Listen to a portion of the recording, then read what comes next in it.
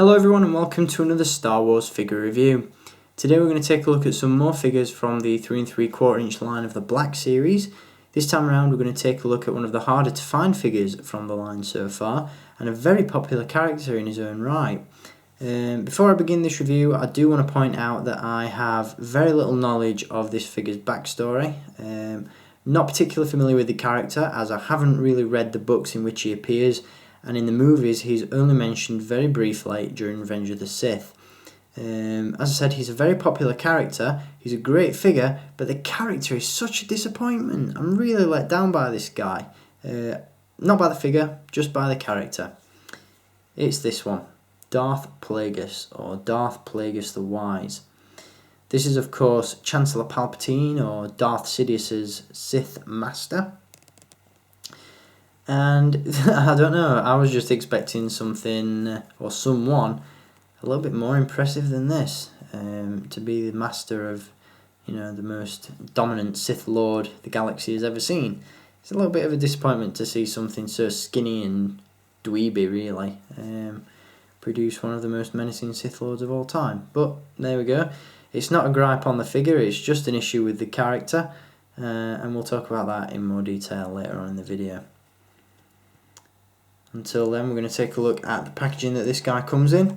And once again, as with most of these Black Series cards, once you've seen one of them, you've seen them all. We have the glossy Star Wars logo at the top, have an image of Plagueis at the side, and on the back, sadly this is a European release, so we have the big black sticker covering up the character description and the image of the character. But rest assured, they are underneath there, hiding away.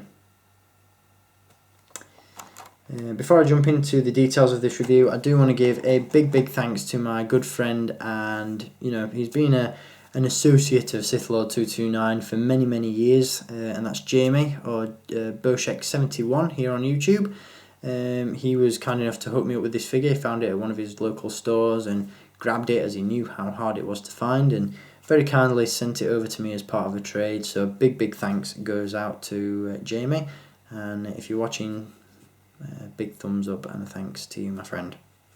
So let's take a look at Darth Plagueis. And as I said, very disappointing character. I don't know about you guys. As I said, I was just expecting something a little bit more from Plagueis. This is a character that we heard so much about in Revenge of the Sith. I just expected him to be a little bit more menacing, really. For those of you that are die-hard Star Wars fans, you'll know that Darth Plagueis belongs to the Mun species, who occupy the planet Munilist.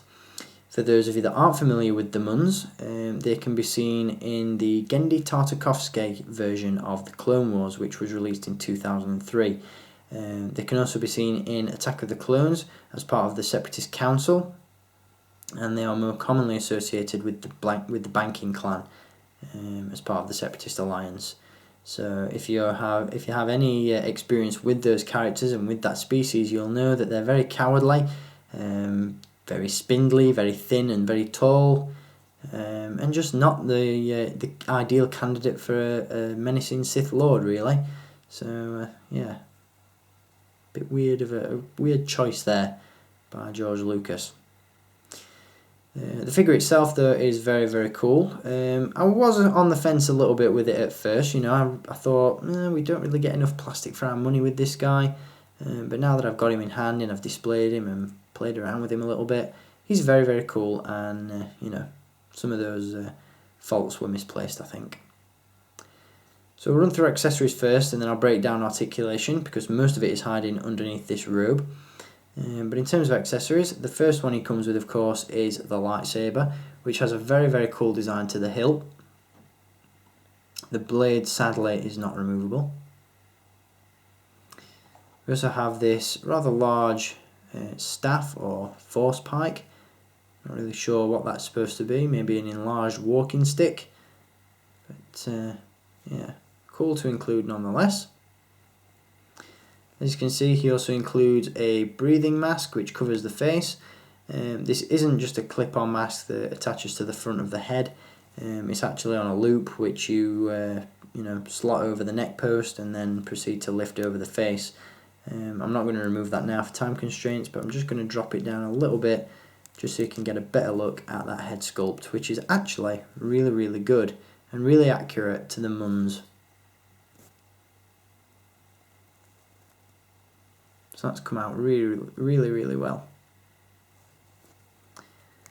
Obviously the final accessory that this guy comes with is the removable robe.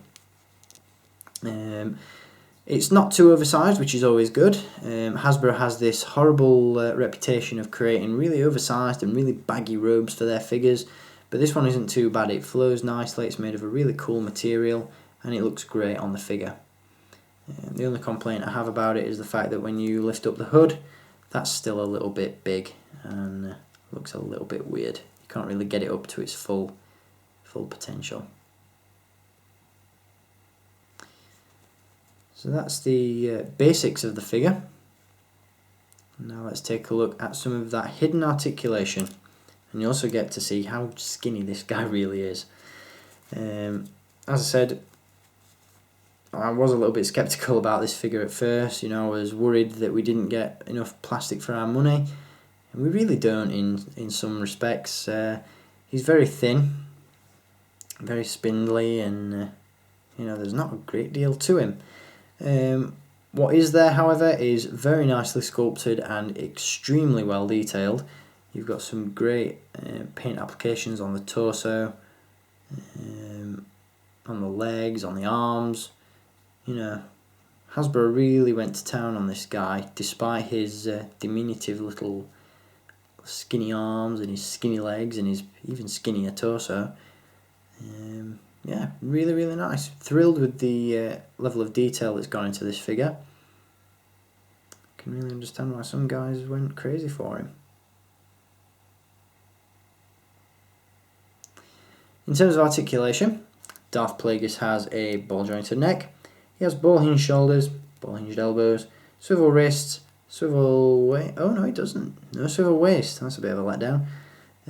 He has swivel hips, ball hinged knees, and ball hinged ankles. So nearly almost super articulated, but just not quite.